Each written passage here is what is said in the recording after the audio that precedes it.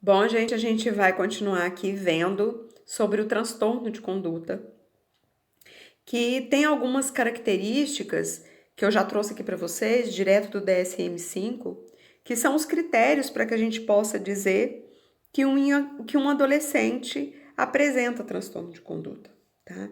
O primeiro critério, o critério A, é que seja um padrão de comportamento repetitivo e persistente, no qual são violados direitos básicos de outras pessoas, ou normas, ou regras, né, que são relevantes, né, e que são apropriadas para a idade. O indivíduo a criança tem que apresentar pelo menos 3 no último ano, sendo um nos últimos 6 meses, ou seja, tem que mostrar que a criança permanece nisso por um grande período de tempo, né? E que não houve remissão, ou seja, que está ainda presente, tá bom? É importante a gente saber que quando a gente tem em mente que quando a gente fala desse violação dos direitos dos outros e violação de normas, de regras, a gente está falando de regras que são adequadas à idade da criança, tá? Adequadas à idade do adolescente, tá bom? Então, nesse ponto de agressão a pessoas ou animais, né? Ele pode ter frequentemente provocar, ameaçar ou intimidar os outros, né, de forma deliberada. Ele pode iniciar brigas físicas. Ele já pode ter usado armas que podem causar ferimentos graves, por exemplo, pau, pedra, caco de vidro, faca, revólver. Foi fisicamente cruel com as pessoas, tá? Foi fisicamente cruel com animais, é um critério também. Roubou ou assaltou, confrontando a vítima, ou forçou alguém à atividade sexual, tá? Esse, o indivíduo, aqui estão algumas dessas características, no DSM-5 tem mais, gente, eu trouxe algumas mais relevantes, mas tem muito mais características lá, quem que tiver interesse pode pesquisar, vocês vão encontrar na internet o DSM, né? E vai estar claro essas características, que esses critérios do transtorno de conduta, tá? Com relação à destruição da propriedade, o adolescente pode apresentar, ter iniciado um incêndio, né, com intenção, né, de provocar danos, então ele pôs fogo porque ele queria destruir mesmo. É diferente daquele que cometeu por uma falha, né? Destruiu a propriedade alheia deliberadamente e não pelo fogo. Então, ou seja, dentro desse critério de destruição de propriedade, pode ser pelo fogo, pode ser não por fogo. São critérios diferentes, porque a piromania faz parte de alguns aspectos antissociais, tá? A falsidade ou furto, ele pode ter invadido casa, prédio ou carro, mente ou ter enganado para obter ganhos materiais ou favores, ou para fugir de obrigações, tá? Então, diante de uma mentira, ela pode ir se agravando até chegar ao ponto ápice da violência, tá? Ele furta objetos de valor sem confrontar a vítima, também é um critério, tá? E violações graves de regras, tá? Frequentemente passa a noite fora, apesar da proibição dos pais, isso lá, com início antes dos 13 anos de idade. Você imagina uma criança de 13 anos de idade passar a noite fora e dormir fora frequentemente, por mais que os pais briguem, ponham de castigo e todas essas questões, tá? É importante a gente lembrar que aqui no transtorno de conduta, a gente já percebe um comportamento diferente que é lá no TOD. No TOD, no transtorno de oposição desafiante, a criança, ela se opõe francamente, é deliberado, ela desafia, ela fala que ela não vai fazer de forma deliberada. E aqui no transtorno de conduta, a gente já tem uma nuance um pouco mais sofisticada, que é a dissimulação. Esse indivíduo ele vai usar o recurso muito da mentira para ocultar, fugir de obrigações, não ter que lidar com as consequências dos seus atos. Então, é algo um pouco mais sofisticado, porque cognitivamente esse indivíduo já é capaz de agir assim de forma dissimulada. quando a gente fala de crianças menores, a gente fala dessa dificuldade maior de dissimulação. A criança pode até socialmente já ter entrado em contato com o comportamento de dissimulação, de alguém mentir, mas ela não consegue fazer isso com muita eficácia. E aqui no transtorno de conduta, a gente já vê adolescentes ou pré-adolescentes conseguindo fazer isso de forma muito eficiente, tá? Isso tudo, gente, esses comportamentos, eles não aparecem do dia para a noite, por isso que a gente fala de que começa com um transtorno de oposição e desafio, porque para uma criança apresentar, um adolescente não apresenta do dia para a noite um transtorno de conduta. Ele apresentava ele com certeza manifestava alguns comportamentos próximos ao antissocial, para que a gente pudesse, não de repente ele vai começar a apresentar o transtorno de conduta. Então, ou seja, quanto antes se puder perceber, melhor é, e isso melhor é para a sociedade como um todo. Tá? O objetivo não é a gente fazer, de repente, ter lugares para onde possam prender, punir esses meninos, mas saber prevenir, para que a gente não chegue a ter uma legião daqui a alguns de adolescentes que tenham esse transtorno, tá? Porque essas pessoas, elas são também, quando a gente fala de transtorno de conduta, a gente está falando de uma resistência à mudança muito grande. Esse indivíduo, ele não se importa mais com a punição. Chega um momento que ele não se importa dele estar errado. Pode punir, não tem problema.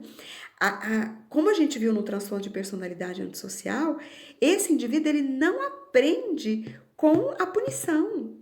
Ele vai continuar mantendo esse comportamento.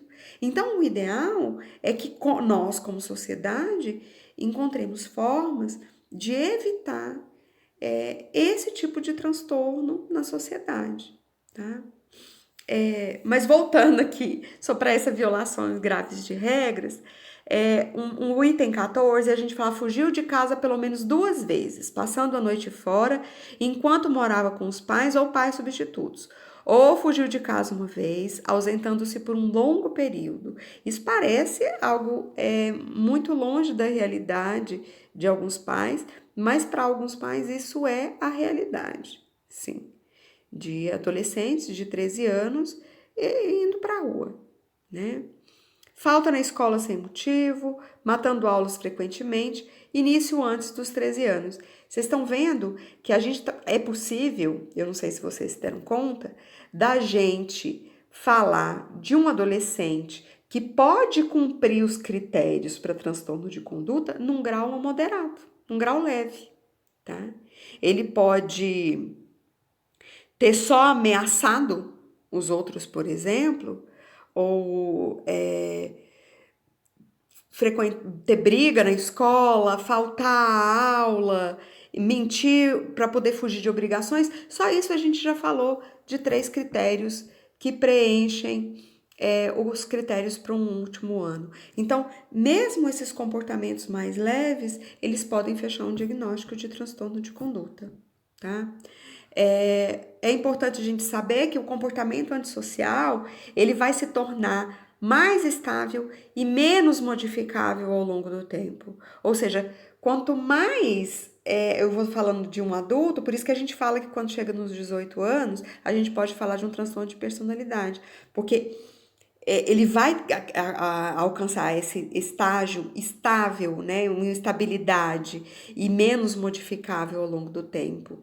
Quando a gente fala de adolescente, de criança e adolescente, a gente ainda fala que é possível. É possível você fazer alguma coisa para que esses indivíduos não estejam fadados a ter um comportamento antissocial para o resto da vida, tá?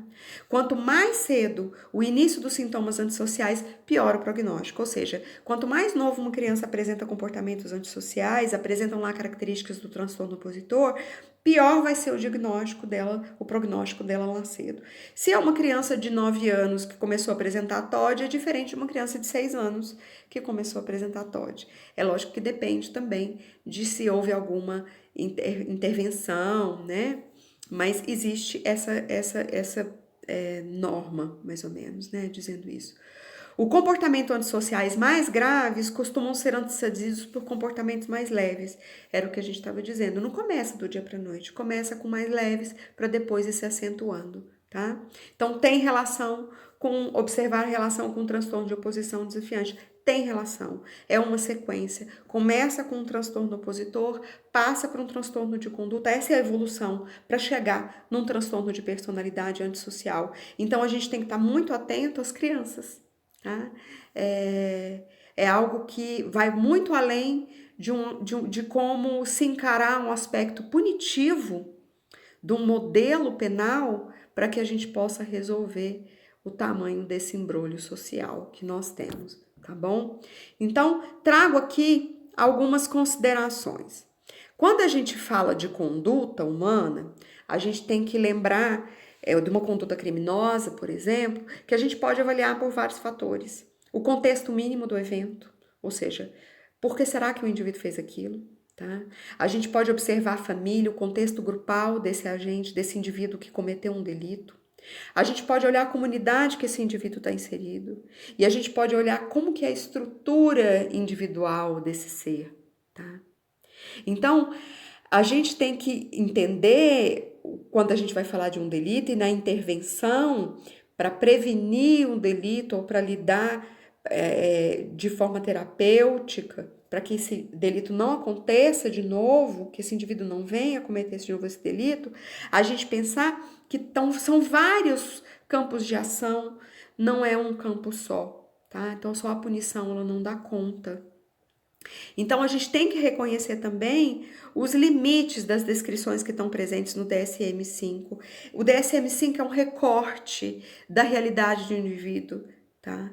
Que ele não fala a complexidade que esse indivíduo é. A gente não está falando de uma receita onde todas as pessoas são iguais. Sempre na condução de uma conduta criminosa, tem todos esses eventos aqui que a gente fala nesse slide. Tá? O contexto do evento, a família, o contexto grupal, a comunidade que esse indivíduo está inserido e os construtos individuais desse agente delituoso. Então, a gente não deve ficar preso somente aos critérios do DSM-5 quando a gente vai pensar em como agir com um indivíduo que apresenta comportamentos antissociais. A gente tem que olhar de forma ampla, que senão não tem saída. Tá? A gente pensar que os traços da personalidade, a gente está falando de traços de personalidade, né? Os traços da personalidade, eles não definem, eles não determinam uma conduta criminosa. Eles são uma fagulha, mas existe todo um contexto em volta que faz com que o indivíduo age daquela forma. Ele tem prazer, mas ele teve a escolha, ele poderia não ter feito. Por algum momento, ele escolheu fazer. E isso provavelmente tem a ver com o ambiente onde ele está também. Então, é algo que é muito mais complexo do que somente a gente olhar os traços de personalidade do indivíduo, tá bom? Então, quando a gente olha de perto uma ação delituosa, a gente vê que existe um contexto, existe uma situação do meio, tá? E existem processos cognitivos pessoais, afetivos e vivenciais do indivíduo. E o que o indivíduo faz diante daquela situação, diante do que ele pensou, do que ele sentiu e de toda a história pregressa dele, que ele interpreta aquela situação de forma particular e vai agir criminosamente ou não, de acordo com o sentido que ele atribuir. Então a gente não pode dizer, eu estou querendo trazer aqui para vocês essa reflexão, que a gente não pode trazer esses traços de personalidade como uma determinação de conduta criminosa. Por mais que a gente fale que esses traços, eles trazem uma estabilidade, ou seja, que o indivíduo vai ter essa tendência para o resto da vida de descumprir as normas, a gente não pode dizer que o indivíduo, ele não escolhe. Ele escolhe. Tá? Ele escolhe a partir dessa forma particular com que ele enxerga a situação em que ele está envolvido e age criminosamente ou não, tá? De acordo com o sentido que ele atribui. Então, esse é o maior desafio da psicologia jurídica, que é redimensionar a compreensão do agir humano, considerando esses aspectos legais, esses aspectos afetivos e esses aspectos comportamentais.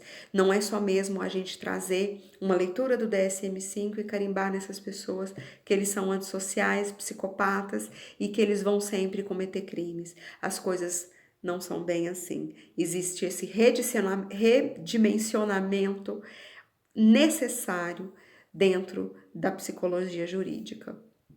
Por hoje é só.